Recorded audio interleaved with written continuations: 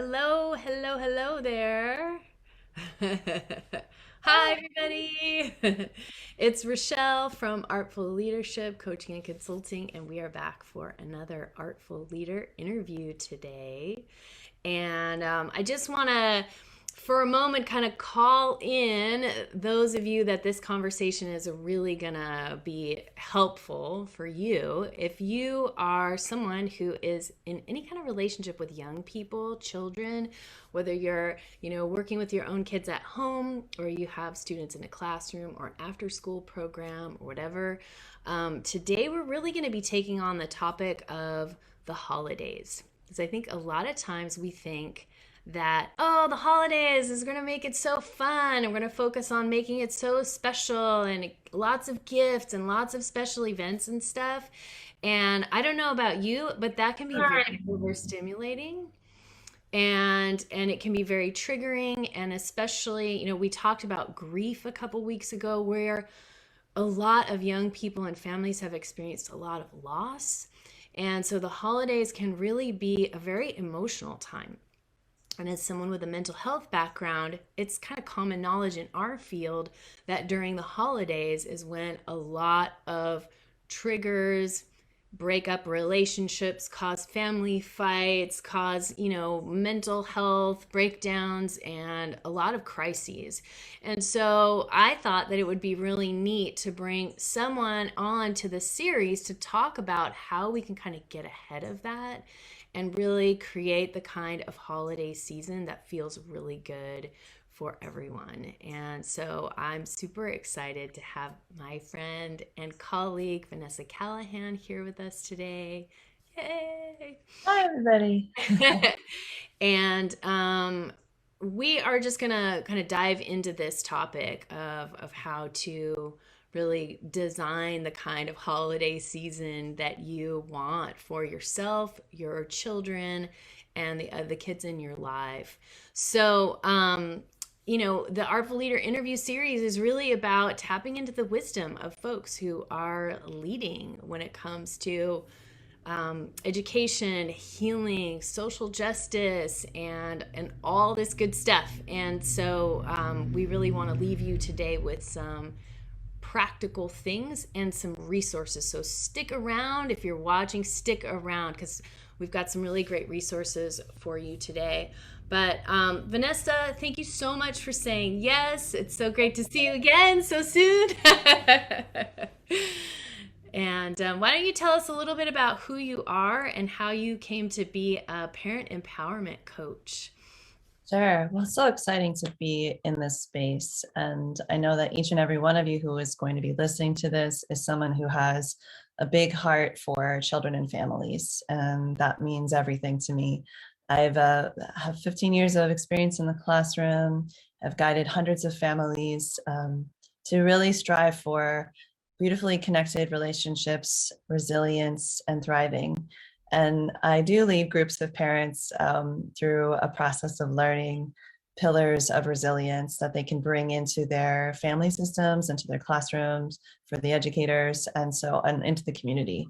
And so this is a really important topic because there is, like Michelle said, so much tenderness in the holiday time, and sometimes it's like that double-edged thing, right? Where you're like, there's the excitement and then there's the dread.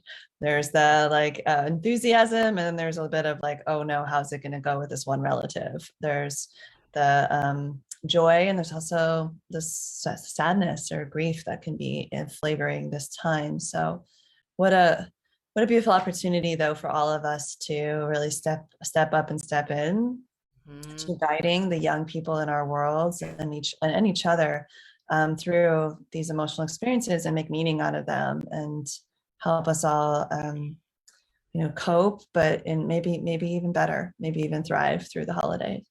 yeah. Yeah. Yeah. So knowing what you know and having worked with a lot of families before and having been a classroom educator and a teacher trainer and all those things, when you think about the holidays, what's kind of top of mind for you when it comes to, all this stuff we're talking about? Couple of things. So busy, busy, busy, right? Just like lots of tasks of organizing around meals or travel or hosting.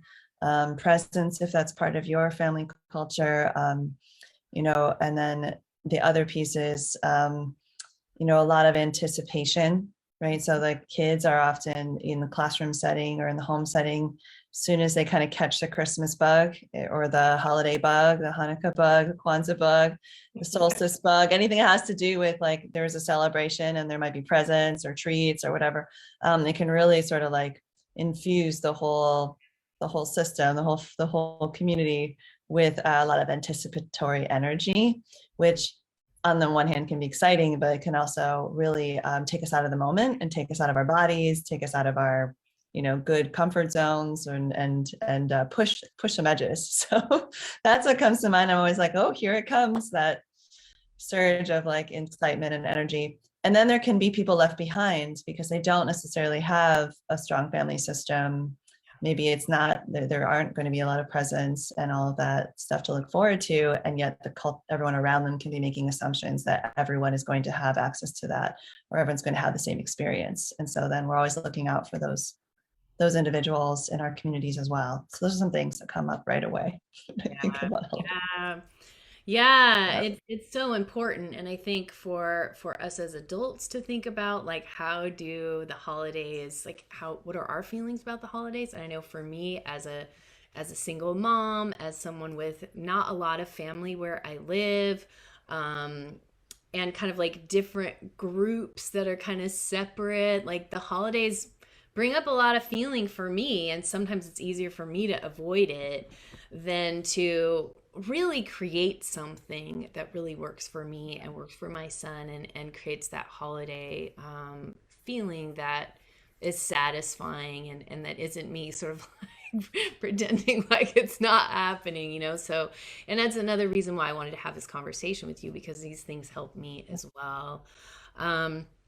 So when you Can I say something about that? I just love what you said. I don't want to leave it yet. It yeah feels so close to what we're talking about today. I feel like there's a shift there between feeling like we're getting through the holidays, or the holidays are happening to us, and actually kind of grabbing the reins and saying like, I get to navigate this season and even create and design my experience of this season, because I have the power to do that. And that's just, yeah, so very empowering perspective. I really like that. Yeah, yeah. I think it's so important, and the holidays are so rich with traditions, and some of those traditions are really great, and some of them don't work for us. And so I think it's so important for us to get ahead of that and really be thoughtful about how do we make that look so that it feels authentic to who we are.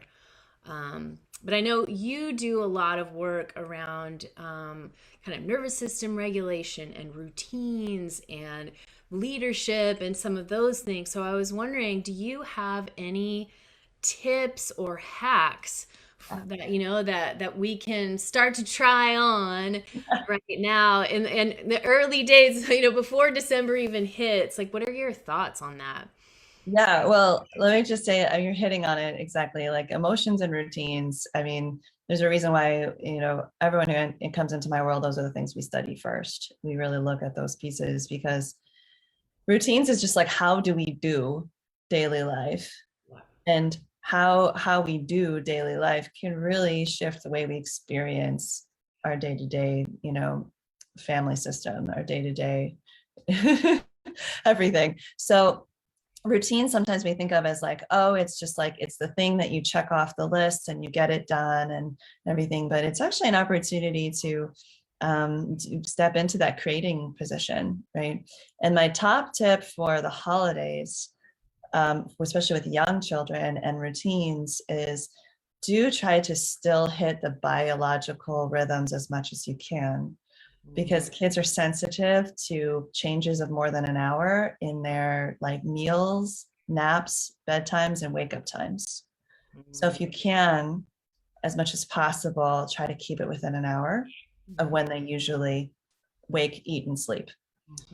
That just helps like the biological rhythms and nervous system show up in a way, that will, like, they'll have more capacity for being in a new environment or dealing with the roller coaster of ups and downs that can happen in the holiday season. Yeah. That would be one tip. Yeah. And then the other would be just, and I tell this for all routines at all times with kids is and families, is to build in more time for transitions than you think you need. Like triple it during the holidays. So if you're packing up and you're like, oh, we can go to this and this and this, and they're like three things and they're all back to back. I'm sorry, but no. Like Yeah. you're gonna need to plan early to leave from the first one. Give yourself a full hour to regroup and arrive to your next event rather than the 10 minutes that GPS tells you. Right. Like that alone can save a whole day. Yeah. Yeah. No, man, that is so good too. And that's also for those of you who, when we're thinking about taking care of young people in a classroom or in a school or an after school setting or whatever, when you've had like special events and there's hype going on or special snacks or Santa's coming by or all those kinds of things, those transitions and doing those really calmly and mindfully is going to make all the difference of how your youth are going to behave during that time, especially if you got groups of kids together, because you know how it is when they get fired up, all of a sudden they're like, popping off of each other and you can have like a hot mess on your hands. Right? I know that like time for those nervous systems to reset in Yeah. between the things, and sometimes you do need to even structure if you're in groups of youth, like downtime. Like now we're Yeah. just gonna dim the lights and read a book for 20 minutes before we do our next exciting thing or before we transition, as our transition. Those kinds of things can make such a difference. Yeah. Yeah. Those Yeah. little reflections of like, what did we appreciate about that? And what Yeah, like Rochelle and I co-facilitate. Rochelle has helped facilitate a leadership level in my world of families that are studying together, and we did such a good job this past week, bringing some folks to Sonoma for an all-day retreat. And the thing that I think made us happiest is that we gave enough reflection time and integration time between activities so that you can make meaning, our participants could make meaning out of what they just did or experienced. And building that, like you just said, building that into transitions can be wildly helpful for youth too, because then they're not sort of like 1 foot back there, 1 foot going forward, sort of split and not really present and in the moment. They're kind of like, but I didn't get a turn to blah, blah, blah. And they're like, nope, we're going to the next thing. And they're like, and then that's when the stress happens. So I love that piece, Michelle. So insightful. Yeah. Yeah. Yeah, and I was thinking too, another thing that I think can be so powerful is focusing on experiences rather than stuff, right? I feel like I feel like, we can get so caught up in overloading children and teens with all the presents or all the little goodie bags or all the this and that when those are not things they're going to remember down the road, right? Like, how can we give them an experience that's really meaningful where they really get to understand, like, what this holiday spirit really is about? And I know for everyone that has a little bit of a different flavor, but how do you help them create that? How do you help them reflect on that?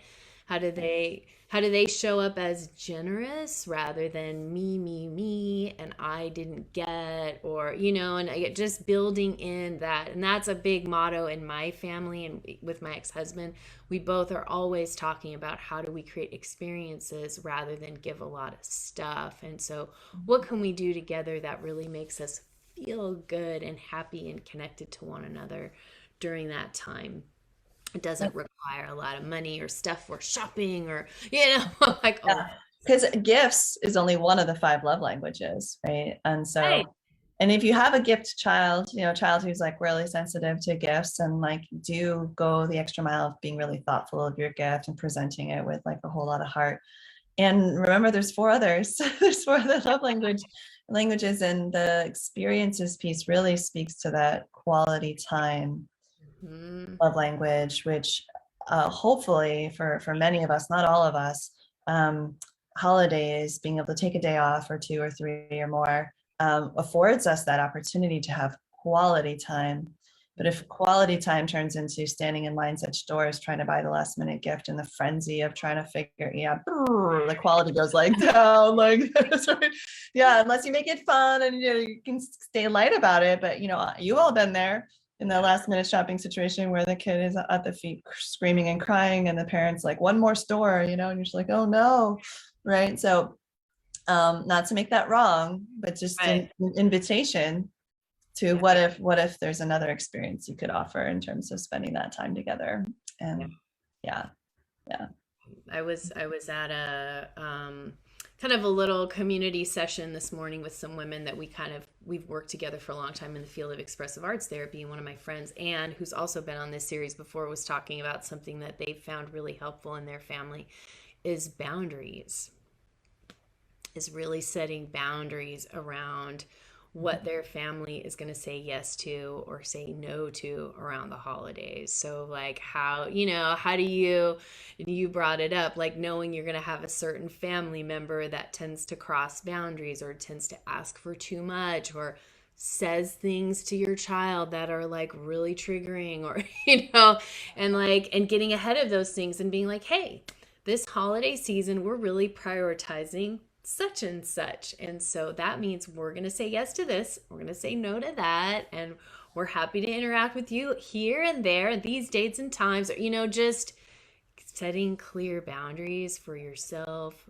for your kids, for your family, for your community. If you're in a classroom or an organization, I think I love this. It's one of the 7 pillars of my program for a reason, because it's like, healthy boundaries can create the space for the family to thrive. Yeah. And if you don't have a sense of what the expectations are, if you don't have a sense of like what protecting what the family's priorities are, like life will just fill in the blanks and there will be a lot of conflict is what ends up happening often. There's fighting over how we're going to use our time or whether or not we have these privileges and when and all the things. So clarity on boundaries and expectations are great. One tip I give to all of the folks in my world around that is, doing a little pregame with the other caregivers, but whatever that looks like in your family and or classroom system. A little pregame around like what if any expectations are different during the holiday season, and just talking that through, like for example, maybe around certain ways, like maybe certain grace and courtesy, like, well, when we're hosting these 2 family members, like we wear pants or whatever. Simple things that just, it's just something that's different, a change than business as usual. Yeah. And let's acknowledge that ahead of time. And I call it previewing expectations. So you pregame with the other caregiver, just kind of talk through what can we anticipate we might need to preview for the young ones. And then you go do the previewing with the kids and you get ahead of all these awkward conflict moments where you're like, oh no, don't do that, where you're correcting over and over. Mm-hmm. And so I like the pregame to be part 1 with the caregivers and part 2 include the kids. Brilliant. Like just the sit in the car moment before you go in someone's door and being like, okay, let's remember that, let's say you're visiting grandma's got a lot of delicate plants. And so we're going to, where can we not run in the house or in the space? We cannot run in the greenhouse, right? Because of the orchid corner or whatever, right? Because they're too easy to knock over. And we learned that the hard way last time, right? Yeah. Okay.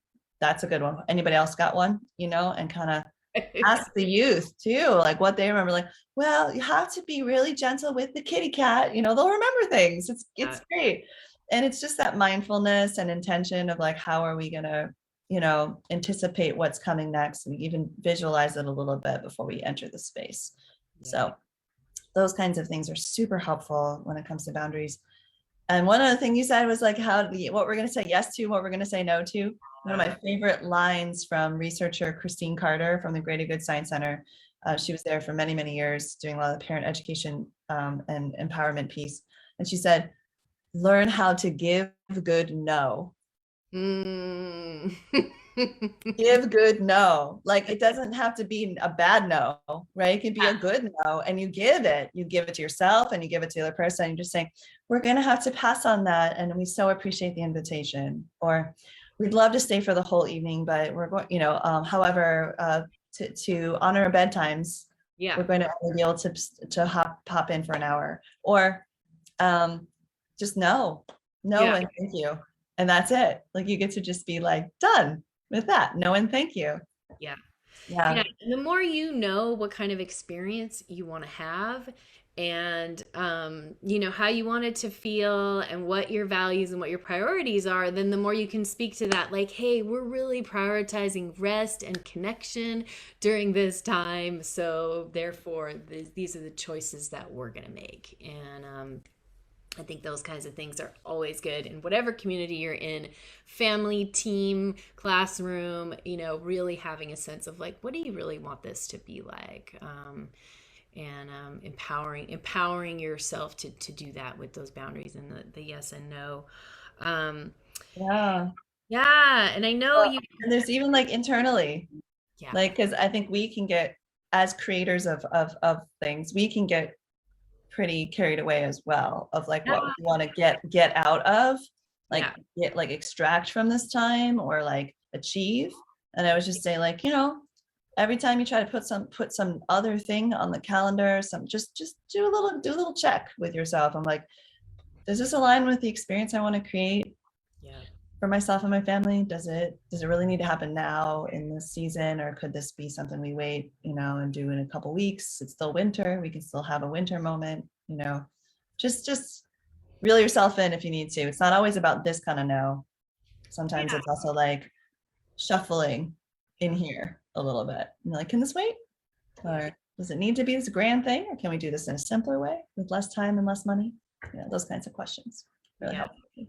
Yeah, absolutely. And something I noticed when I was working with students that had experienced a lot of trauma, which I know many of you who listen in work with youth experiencing a lot of challenges, there was kind of like this big hype around the holiday and making sure everybody had this like amazing experience. And then there was this after holiday crash that was like when I worked with youth experiencing homelessness. And it's kind of like the homeless become so visible during that time. But then come January, it's kind of like, oh, nobody cares anymore because it's not the holidays. And so, how can you, if you're working with youth who are experiencing a lot of trauma or who have a lot of poverty in their lives, just thinking about how do you spread that out a little bit so that the goodness is just a part of your culture and it's not just an event that happens at the holidays, but like you have a way of being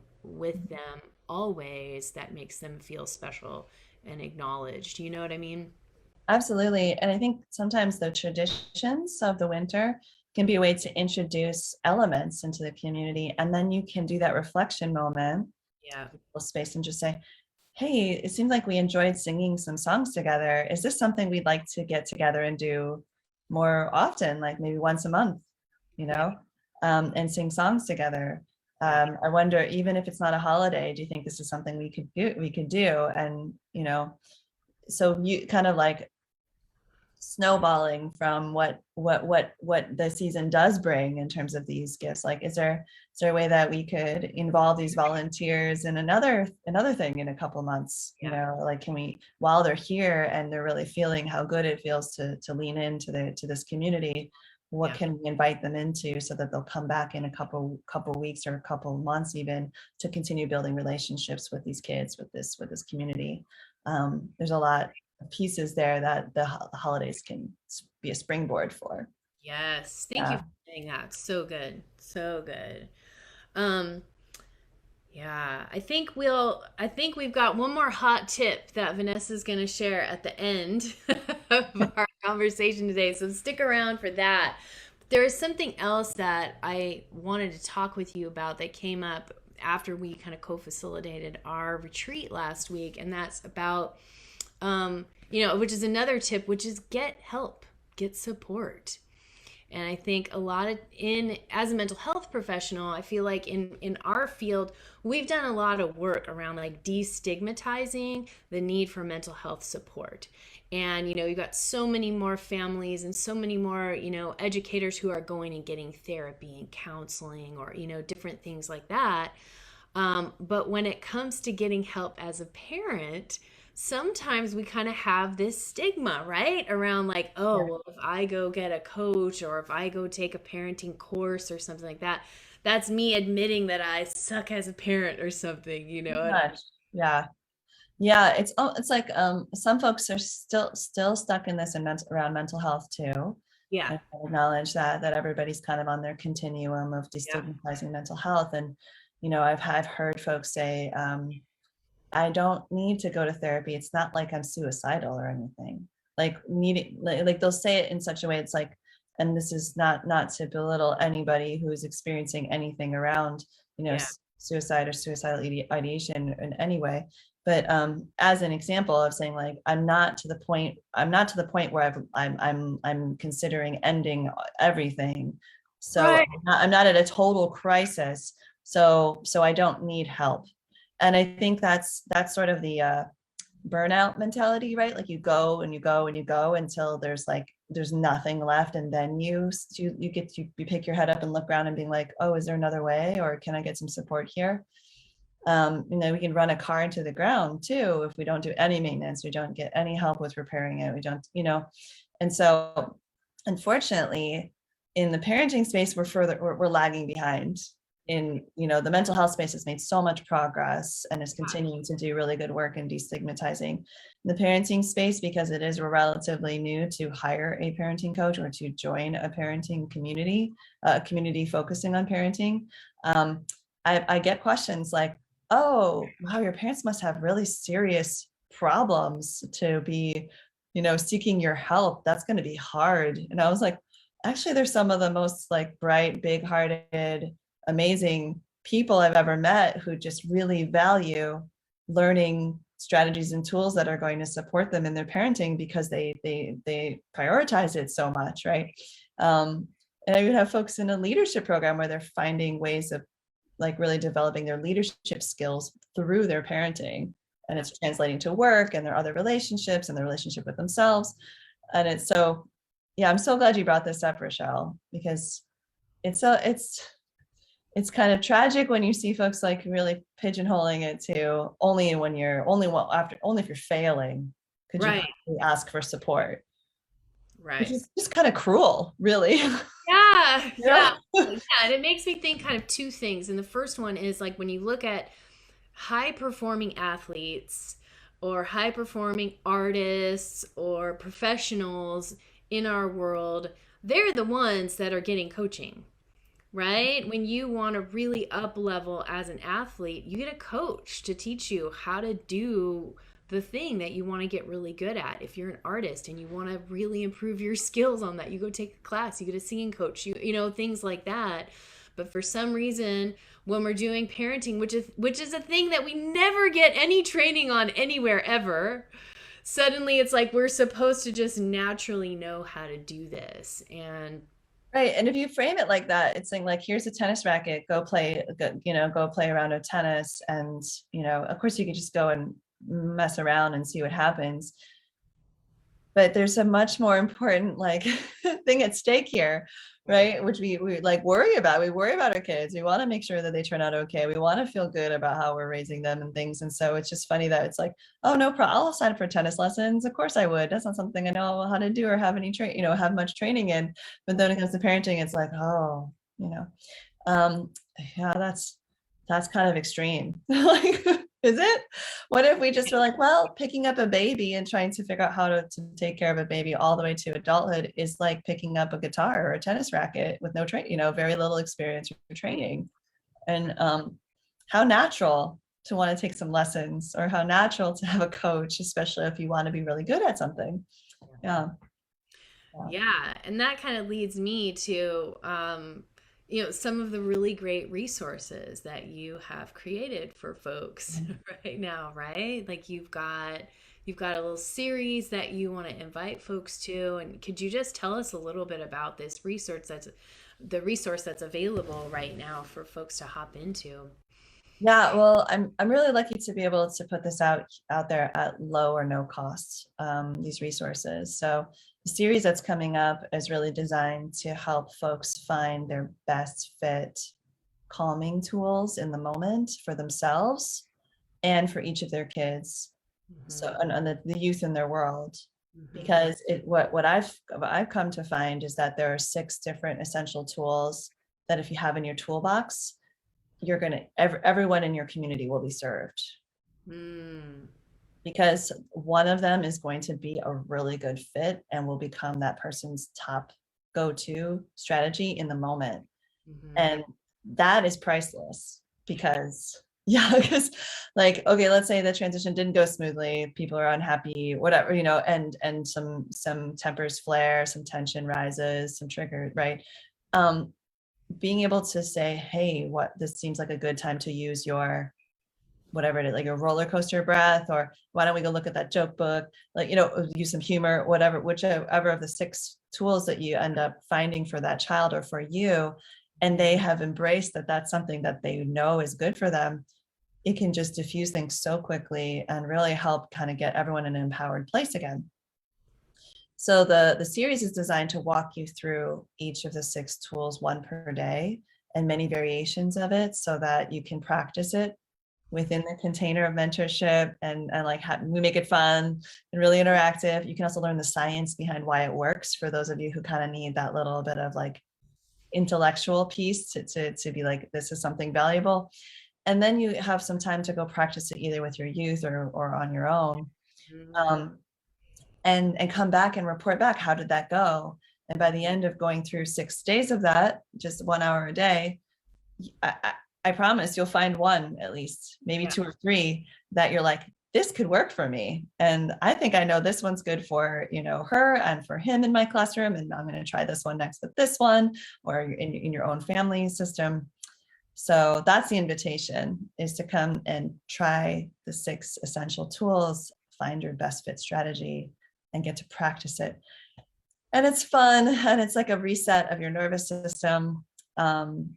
And it's very low cost. It's just $17 because we've been able to, fund it and offer it at a very low price. So it starts on Friday. It starts this coming Friday. Okay. Coming Friday. Yeah. Okay. Well, we'll make sure we get the links to that event in the chat here in a moment, so you can check out that resource. And so it's 6 days, 1 hour a day, where you can really check out these different calming strategies. So that sounds amazing. So speaking of those like tools and strategies, what is your go-to when it comes to self-care and your regulation? I love hearing all the different artful leaders, the way that they look at this, approach this challenge, and the different tools that they use. Yeah, absolutely. So my first one would be to I actually have 3 go-tos because I've been teaching these for so long. So I just sort of pick which one I like the best at the moment. But the most important one is positive self-talk, like just being able to reframe what's happening. And sometimes I don't even think of it as positive. I'm just like, I coach myself through it, so I emotionally coach myself through it. I tune into my body. I try to name the emotion. I ask, is there something about this that makes sense? And I try to validate, like, of course I'm frustrated. I've asked 3 times and this thing keeps happening. And just give it to yourself, and saying, okay, is this something that I need to continue to process through, or do I want to move on? And I kind of coach myself through it. So I like to talk to myself, basically. Wow. Yeah, from this compassionate perspective of like, it's okay to have this emotion. I don't make it wrong that I'm upset. I don't make it wrong that I'm frustrated. And that's wildly helpful. And I've practiced that for years and years. My easier one that's quicker is a 4 square breath. And I can do it walking. I can do it even while I'm in it on this interview. I can do it. I can just breathe in for 4 seconds, hold it for 4 seconds, breathe out for 4 seconds, hold it for 4 seconds. And I can just tap my fingers for 4 seconds down here to kind of just do something relaxing with my hands. So it's like, and just hold it and exhale and hold it, and you trace a square in your hand as you do it, and there's 4 seconds, four sides of the square.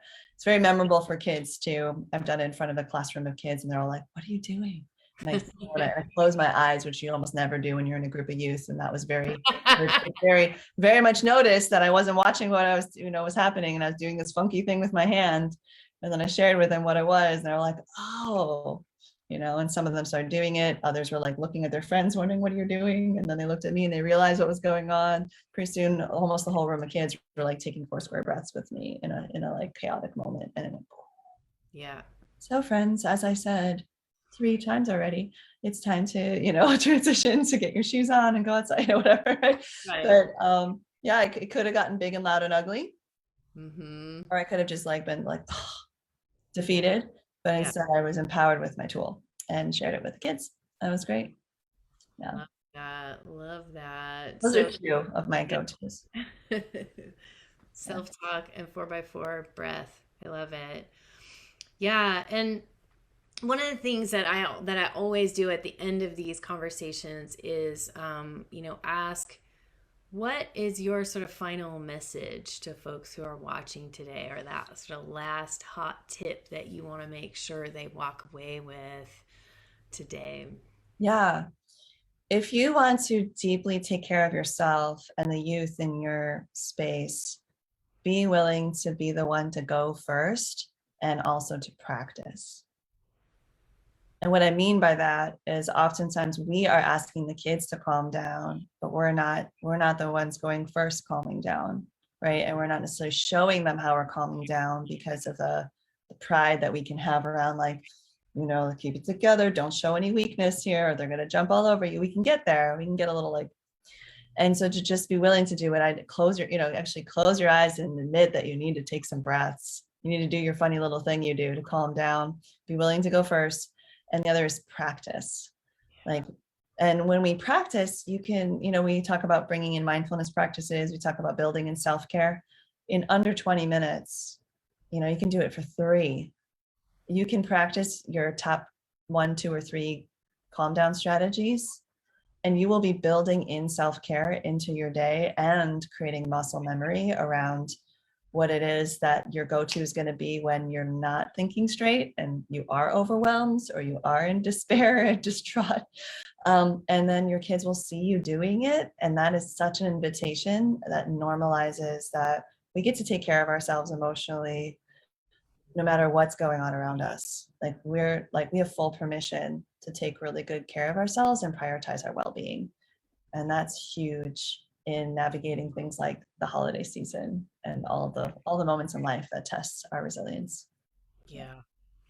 Yeah, so powerful. Those daily practices, those regular practices for ourselves, with the young people in our lives, with our families and partners, so that when things go sideways, we already have some tools, right? We've already got some structures in place to hold the ups and downs that come our way. So yeah, really great stuff.